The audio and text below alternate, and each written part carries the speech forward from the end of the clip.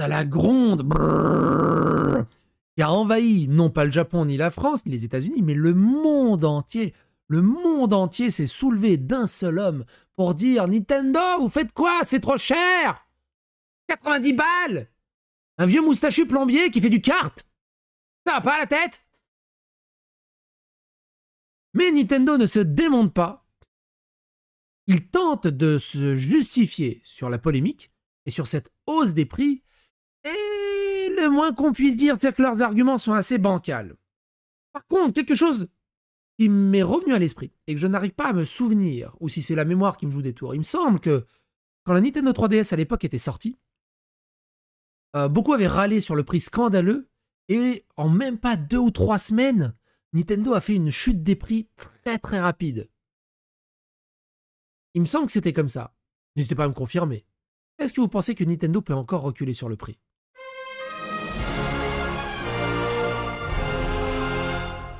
Attention, please. Alors, Nintendo réagit enfin à la polémique sur les prix de Mario Kart World. Nintendo a insisté sur le fait que le prix exorbitant de Mario Kart World fixé à 80 € en démat, 90 € en physique, je vous rappelle, au même titre que la hausse de 10 € de certains jeux Switch 2. Le Nintendo Direct de la semaine dernière a révélé que la Switch 2... D'ailleurs, attends, on va juste faire un tour sur le Nintendo Direct. Voir ce que ça donne en termes de pouces rouges. Voir si c'est si catastrophique que ça. Nintendo France, on s'en fout. Non, mais je veux le vrai Nintendo. Nintendo America? Allez, Nintendo America. Ça donne quoi Ils en ont sorti... Oui, forcément, ils en ont sorti des trucs. Il y a eu un Treehouse il y a 4 jours. Putain, je l'ai même pas vu. Putain, là. Juste comme ça. Ah, il est là. Nintendo Direct. 25 000 pouces rouges. C'est pas énorme, hein, finalement. C'est pas si énorme que ça. Hein. 25 000 pouces rouges pour 225 000 pouces bleus. Pas si énorme que ça. Le Nintendo Direct de la semaine dernière a révélé que la Switch 2 est son titre de lancement de Mario Kart World, mais ce n'est qu'après la fin de la présentation que le prix du titre et de la machine ont été confirmés. La Switch 2 qui sortira le 5 juin coûte actuellement 470 € seul, bien que les droits de douane imposés par Trump, qui ont déjà retardé la précommande de la console aux États-Unis, pourraient aussi inciter Nintendo à augmenter son prix partout dans le monde à terme. Merci Trump. Pareil, hein. 470 € seul, 499 € avec Mario Kart World. Donc, vu que le jeu est à 90 €, d'ailleurs, à 499 €, est-ce que Mario Kart World est en numérique dans le bundle ou il est en physique dans le bundle? C'est une bonne question, c'est aussi à savoir. Mais du coup, grosso merdo, la console revient à 400 €. Quel est le blaireau qui va acheter la console à 470 € nu pour après acheter le jeu à 490 à 80 €? Il est en numérique, c'est un code. Oh, les salauds. Le plus surprenant, cependant, est que Mario Kart... Putain, mais relisez-vous un minimum, quoi. Mario Kart World coûte 80 €, soit 10 € de plus que le jeu le plus cher de la Nintendo Switch, Zelda Tears of the Kingdom. Petite anecdote familiale. Moi, j'arrondis les chiffres. 80 €. Et 70,99 €. J'ai eu une engueulade avec ma femme.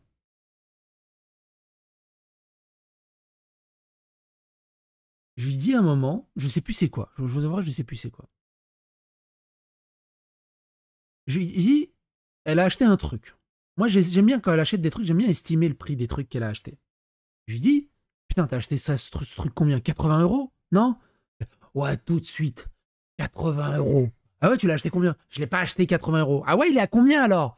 Je sais plus, attends, je vais te dire ça. Je sais, mais environ, donne-moi une fourchette, environ, donne-moi environ une fourchette.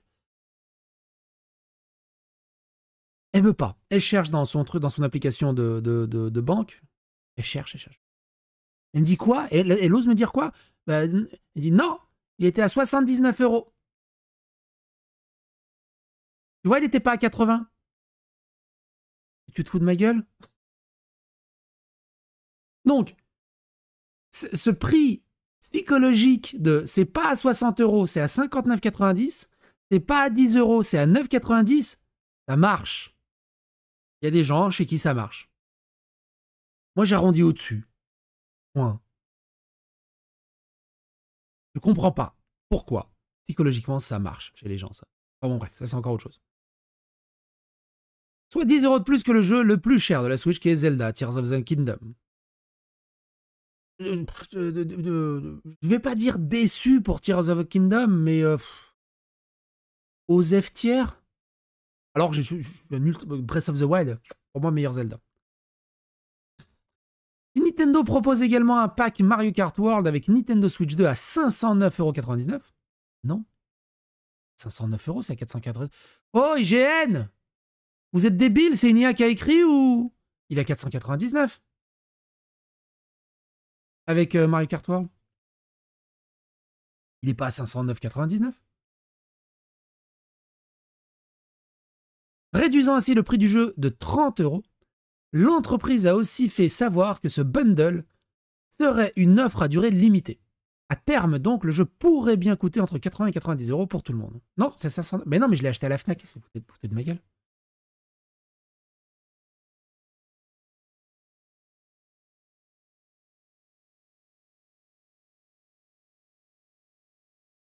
Console Switch 2 Mario Kart World, 499. Allô? Ah, 509 sur le site de Nintendo. Ah, pardon. Autant pour moi. Ok, on est sur le prix officiel, ouais. Ok, autant pour moi.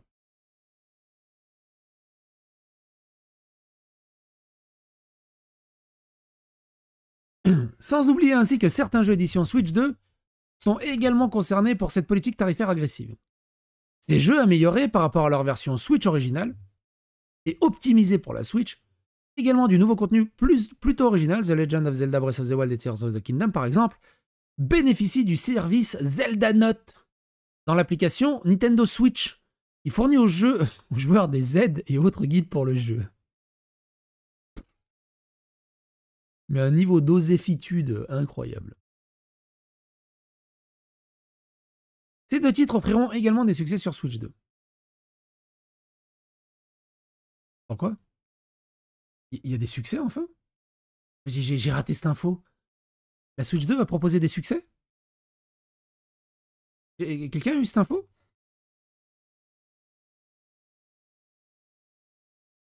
Quoi qu'il en soit, que pense Nintendo de tout ce remue-ménage concernant leur prix? Pour le savoir, nos confrères d'IGN US ont interviewé Bill Trinen, vice-président des produits et de l'expérience joueur de Nintendo of America, lors d'une des sessions d'avant-première de la Switch 2 à New York. L'objectif, en savoir plus sur la stratégie tarifaire de Big N concernant Mario Kart World. Bon, il y a aussi un autre truc sur ce Nintendo Switch. Est-ce qu'ils vont enfin se débarrasser des codes amis et qu'on va enfin avoir une espèce de modernité là-dedans? Dis donc, j'ai vu des vidéos qui ont déjà 15 ans avec ta copine Virginie dans les montagnes russes. On dirait, toi, la gonzesse, tu cries encore plus qu'elle. Oh. Alors, c'était au parc Astérix. C'était en 2006. Il y a plus de 15 ans. Déjà. J'ai 20 ans. Un hitter, mais un hitter de longue date. Hein.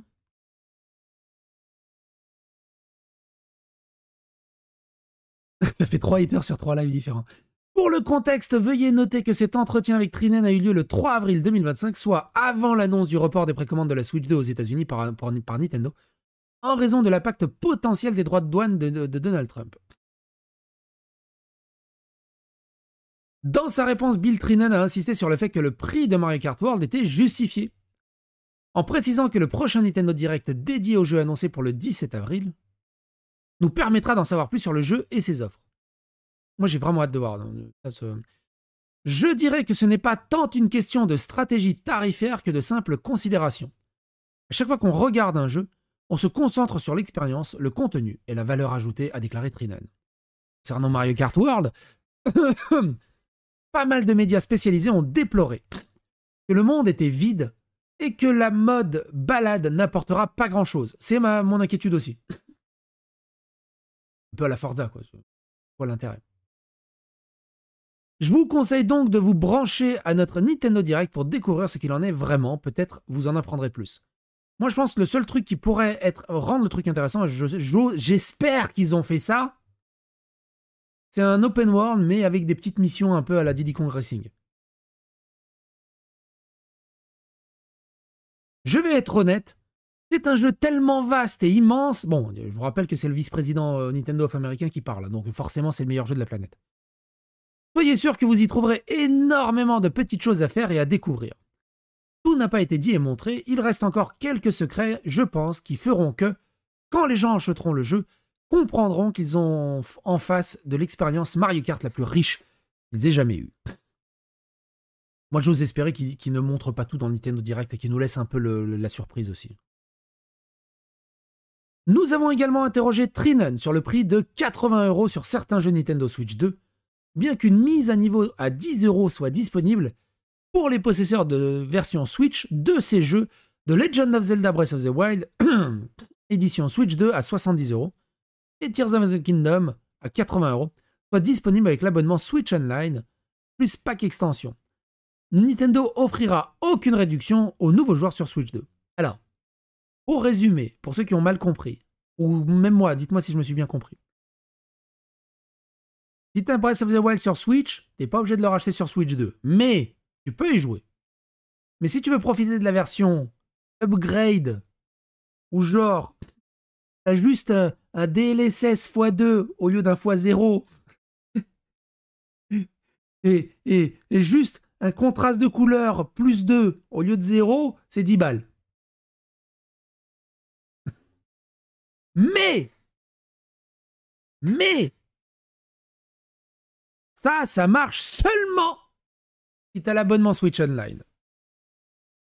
Donc si tu arrêtes l'abonnement Switch Online, tu te retrouves avec le Breath of the Wild de base.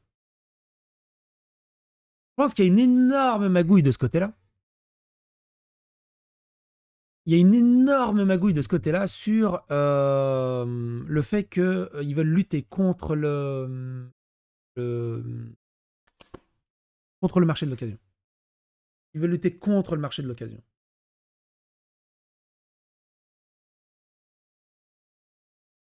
La réponse de Trinen fait écho à celle de Mario Kart World, soulignant la valeur que Nintendo accorde à ces jeux. Eh bien, encore une fois, il suffit d'analyser chaque jeu individuellement, son contenu et sa valeur, puis de se demander quel est le juste prix pour ce divertissement, a-t-il déclaré. Ça, je suis totalement d'accord avec lui. C'est quoi le vrai prix des jeux? Pour ceux qui se souviennent, quand on faisait des vidéos tests avec HB et sur Karma TV, moi, il y a une question que je revenais, que je voulais absolument qu'il revienne, que je trouvais comme un élément principal, c'est est-ce que le jeu vaut son prix? Ok, on teste des petits jeux indés à 10 balles, on teste des gros jeux à 60 balles, on teste des jeux à 30 balles. Est-ce que le jeu vaut son prix? C'était la question à poser. C'est tout. Moi, franchement, un jeu peut être à 150 balles. S'il est incroyable du cul et qu'il offre des centaines d'heures de fous furieux, on y va. Il n'y a pas de problème là-dessus. Je vous rappelle que il y a le Thermomix TM7 qui vient d'être annoncé à 1600 €. C'est disponible ce lundi 7 de 1599 €. Regardez le public. Il est on fire. Il y a des Tampax qui ont été atomisés. Mais il lui manquera une fonction bien utile. Le robot du constructeur. Alors tu sais, le Mario Kart World à 90 balles, moi ça me fait péter. Ceux qui ont la rêve.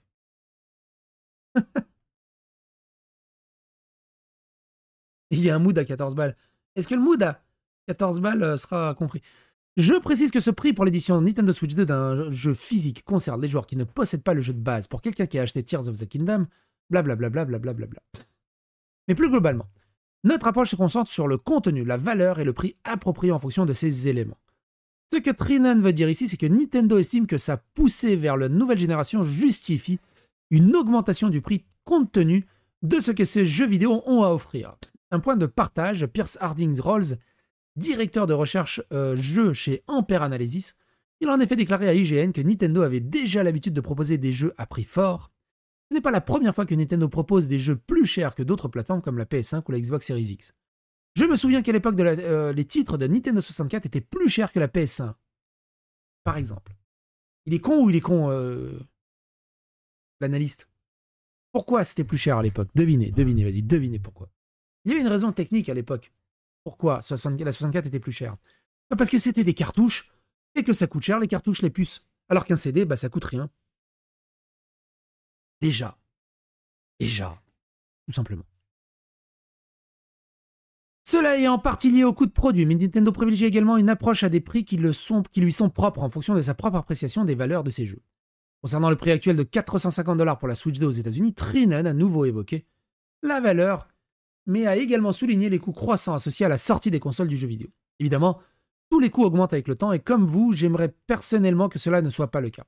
Mais je pense qu'à chaque fois que l'on développe une nouvelle console dotée de nouvelles fonctionnalités, de nouvelles technologies, des coûts plus élevés vont avec. Une fois de plus, donc, nous avons examiné l'expérience sur Nintendo Switch et l'avons comparée à ce qu'elle serait sur Nintendo Switch 2. Les nouvelles fonctionnalités qu'elle offre, le coût produit et autres éléments entrent bien sûr en compte, mais nous essayons toujours de trouver le prix le plus juste possible en fonction des facteurs. Par exemple, un truc qui a gonflé pour moi, qui a gonflé le prix de la console, complètement pas justifié, qui est juste débile et qui sert à rien. Je vous invite à regarder la vidéo de Bibi300. Il a donné son retour sur la Switch 2. Parce que j'ai eu plus ou moins la même réaction, certes en décalé, mais... Et il y a un passage qui est par là, je crois, attends. Je crois qu'il est par là. Non? C'est où ça? Putain, t'es où? Bibi300, un des meilleurs... un des meilleurs. Je veux pas être désagréable, critiques mais jeux vidéo. on dirait vraiment une caméra que t'as achetée. Bon, la caméra sert à rien. Si on pourrait... bienvenue en 2005. Vraiment rire. Il m'a fait vraiment rire parce que je me suis dit, punaise, mais okay, c'est bien. Encore une fois, attention, je suis pas en train de cracher dans la soupe. C'est bien. Mais c'est bien, et ça aurait pu être déjà... Ça, par contre, où on voit... T'es où, là, putain? Pièces. Donc, oui, on va pas se mentir, et ça, peut-être que... J'ai peur, en fait, d'une fonction gadget qui... Pour moi, c'est totalement une fonction gadget. Attends, on va retrouver la transcription. À un moment, je crois, il hurle 20 FPS. 2 FPS. 2 FPS, ouais, c'est là. C'est Assist 40. Ah bah c'est là. On pourra du coup discuter directement avec le micro. On pourra faire du screen sharing. Alors là, le screen sharing. Le screen sharing. Mesdames et messieurs, regardez les écrans en bas. 2 FPS les trucs. Les trucs qui rament comme pas possible. Ah, moi quand j'ai vu ça en direct, je me suis dit c'est pas possible.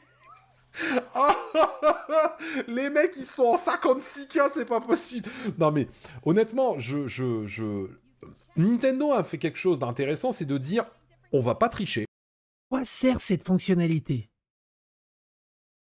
À quoi sert cette fonctionnalité et surtout de cette manière aussi dégueulasse? Bref, Bibi300, ou hier. C'est partie de la crème, hein, n'hésitez pas. Donc, de se retrouver avec le prix gonflé parce qu'ils ont développé cette techno et que du coup, ils doivent se rembourser un peu. Il serait utilisé 2 fois dans la live. Qui va utiliser cette techno? Catastrophe. À la limite, peut-être des streamers qui vont jouer ensemble et du coup, tu auras la vision des autres.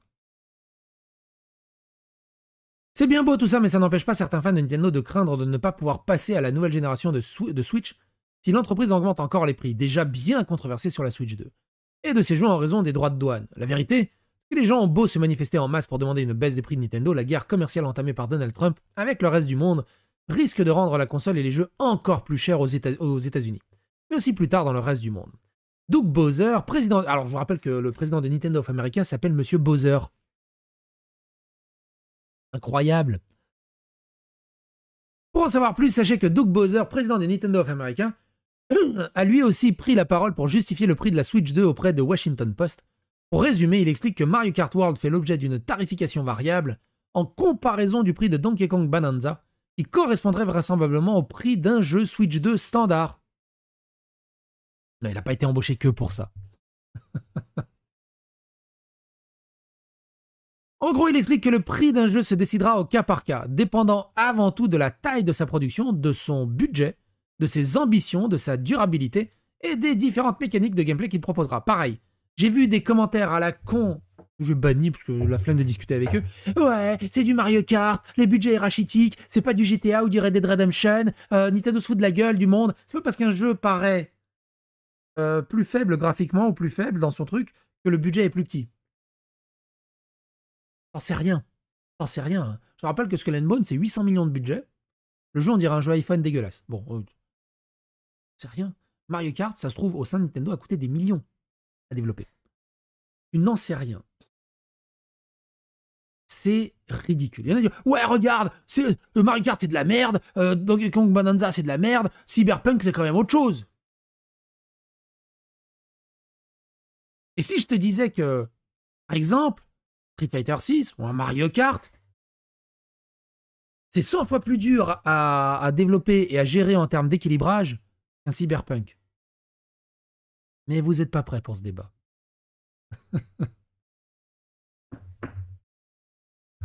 Et que ça coûte plus cher. Les gens ne se rendent pas compte, et je vais prendre en exemple Street Fighter 6 pour avoir beaucoup joué, les gens ne se rendent pas compte de la qualité incroyable de Street Fighter 6 par rapport à Street Fighter 4 et à Street Fighter 5, et du gap en avant qu'il y a entre Street Fighter 6 et Street Fighter 5, en termes d'équilibrage et de système de jeu. Là où Street Fighter 5 est sorti dans un état désastreux, par manque de temps de développement, ils ont pris un temps de fou furieux avec Street Fighter 6 jusqu'au point où il était optimisé. J'arrive.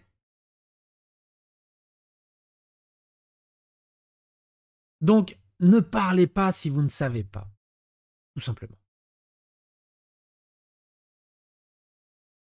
Sauf que pour moi, il y a autant de différence entre 2 Mario Kart que entre 2 FIFA. Alors, c'est parce que c'est des jeux de très gros players de niche. Tu vois un mec, Mario Kart 7 et Mario Kart 8, toi, joueur lambda, alors c'est pas méchant, c'est pas péjoratif, moi aussi je suis un joueur lambda de Mario Kart, hein. Joueur casu, on va dire. Tu verras pas de grosse différence. Pour les pro players, c'est le jour et la nuit. C'est comme Street Fighter 5, Street Fighter 6. Hein. Alors les FIFA, par contre, c'est pareil. Hein. FIFA, c'est le mauvais exemple, ils sont tous pareils. On ne sait pas cependant combien a coûté la production de Mario Kart World, ni même celle des gros jeux Nintendo. Ce que vous avez vu pour Mario Kart World, c'est une tarification variable. Nous analysons chaque jeu en tenant compte de son développement, de son étendue et de la profondeur du gameplay, de sa durabilité et du renouvellement de l'expérience. Tous ces facteurs entrent en ligne de compte et bien d'autres encore entrent en ligne de compte pour déterminer le juste prix du jeu. Moi, je le vois tout simplement. Hein. Je le vois avec mes gamins. Encore aujourd'hui, ils relancent Mario Kart 8, ils relancent Mario Kart Odyssey, Mario Odyssey, ils relancent Animal Crossing. Les jeux ont un goût de reviens-y, même plusieurs années après. Moi, j'ai relancé juste par le plaisir Luigi Mansion 3. Alors que je l'ai fini je sais pas combien de fois. Il y a un goût de reviens-y exceptionnel. Là où, sur Xbox, sur PlayStation ou sur PC, j'ai des jeux, une fois que je les ai finis, je reviens très rarement dessus. Très rarement dessus. C'est assez incroyable de ce côté-là. Après, comme je l'ai dit, hein, moi, je suis acquis je suis très pas fan de Nintendo, mais j'ai le côté familial où on a une approche très différente avec Mario et la Nintendo. Donc forcément, je suis pas, on va dire, ultra 100% objectif. Ça, je conçois. Et je vous donne mon avis, mon opinion, honnête, de comment je vois la chose, en fait. Je pense donc que l'on peut s'attendre à des prix variables et nous n'avons pas encore fixé de référence. Des propos dans la continuité de ceux de Bill Trinen, donc, quand bien même cela n'empêchera pas certains d'estimer que 90 € pour un jeu physique reste un prix excessif. L'argumentaire de Nintendo a au moins le mérite d'être clair. Alors 90 €, c'est compliqué. Hein. C'est compliqué. C'est plus facile de revenir dans un jeu sans scénario. Ouais, non. Non. Ouais, pas trop d'accord. On va pas développer là-dessus, mais parce que sinon la vidéo va s'éterniser, on est déjà à une demi-heure. Mais ouais. Doug Bowser a bel et bien réaffirmé la volonté de Nintendo de proposer des prix adaptés au contenu de la marque et de leur propre plateforme. Cela en tenant compte de la valeur ajoutée que leurs consoles et leurs jeux offrent aux joueurs, un choix fait en leur âme et conscience, et qui donc ne tient absolument pas compte des choix des autres éditeurs par ailleurs. Quand bien même Nintendo a toujours cherché à tracer son propre chemin en cultivant toujours plus sa différence par rapport aux autres, blablabla. Et aussi un autre truc, le Welcome, une autre arnaque, là pour le coup. Welcome Tour, hein, le jeu tutoriel de la Switch coûtera 10 balles.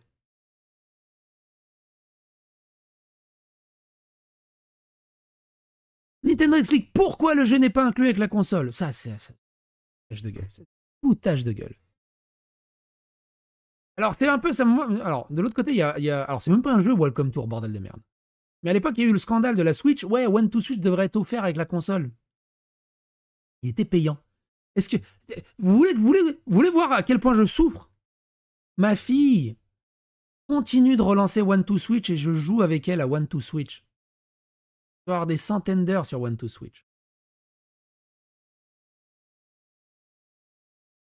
S'il vous plaît, soutenez ma détresse.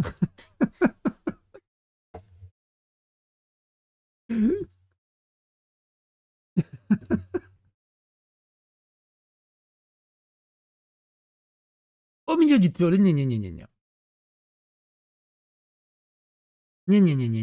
Welcome Tour de Nintendo Switch est décrit comme une exposition virtuelle de la nouvelle console, selon Nintendo, grâce à des démonstrations techniques, des mini-jeux et d'autres interactions. Les joueurs découvriront la nouvelle console de fond en comble, comme ils ne l'auraient peut-être jamais connu autrement. Un autre exemple de jeu complètement prohibitif que je trouve sur Nintendo, que j'ai acheté et que j'adore, c'est le fameux... attends, Switch 51 Game in One, là. Ça, là, non. Si, c'est ça. C'est ça. C'est ça. Le jeu, il était à 40 balles ou 50 balles. Mais j'y joue non-stop. Alors, j'y joue pas à tous les jeux, mais je veux dire, quand on est en voyage, avec la famille, avec les gamines, avec ce que tu veux, ils jouent non-stop.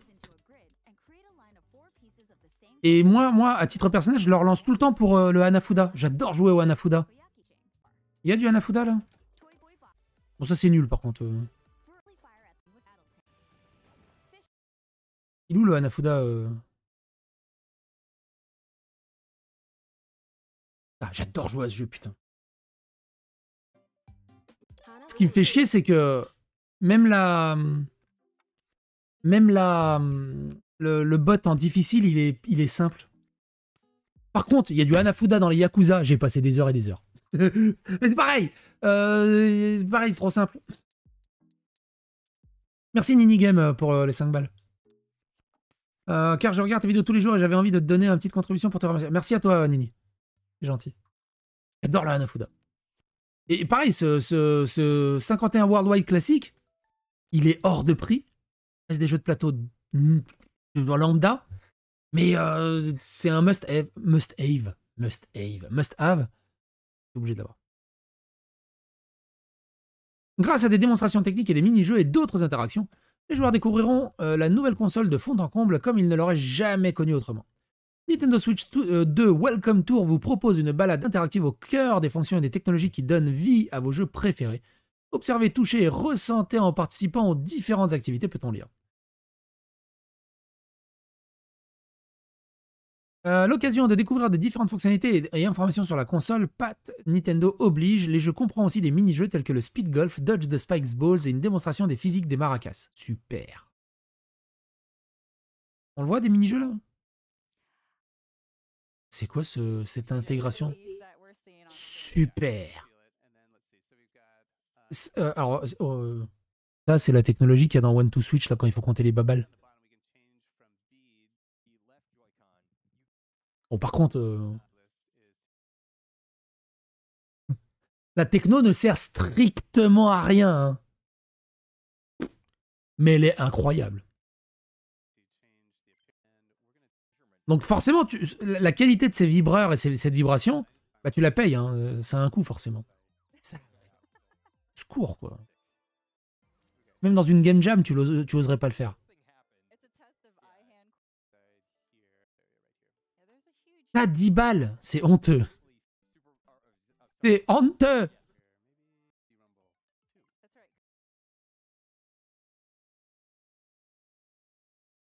IGN est désormais en mesure de vous confirmer que le Welcome Tour de Nintendo coûtera 10 balles et qu'il sera disponible uniquement en version numérique. C'est nettement moins cher que les autres jeux Switch. Non. Mais cela n'a pas empêché les joueurs de clamer qu'à l'instar d'Astro Playroom sur PS5, le soft aurait pu être intégré à la console.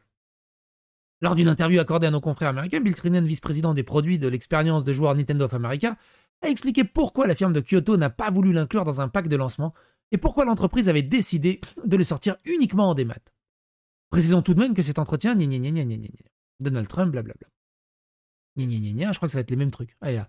Le Nintendo de n'était pas un prix exorbitant, a-t-il poursuivi. Attends, Trinen a donc déclaré que le Welcome Tour était bien plus riche qu'il n'y paraît, et qu'il proposerait encore davantage par rapport à ce que l'on laisse entrevoir dans le Nintendo Direct, et même les démos auxquelles les médias ont eu accès. Compte tenu du jeu, Nintendo a donc estimé que 10 $ n'était pas un prix exorbitant, a-t-il poursuivi. C'est un produit intéressant, a commencé Trinen. Nous avons diffusé un segment Nintendo Treehouse Live pour présenter le jeu, l'occasion pour le public d'en découvrir un peu plus. C'est un logiciel assez robuste et riche en détails. Après, ça, j'ai payé des espèces d'expériences à 30 balles dégueulasses. Je suis quasi sûr que le World Tour de Nintendo sera meilleur. C'est pour cette raison que, compte tenu... je suis convaincu que certains joueurs sont particulièrement intéressés par la technologie et les spécifications de la console et ce genre de choses. Et je pense que ce sera un excellent produit pour cette frange du public. Il s'adresse vraiment à ceux qui recherchent plus d'informations sur la console plutôt qu'une simple présentation rapide de toutes ses fonctionnalités. Vous savez, c'est quoi? Les journalistes, on leur envoie des consoles, des jeux?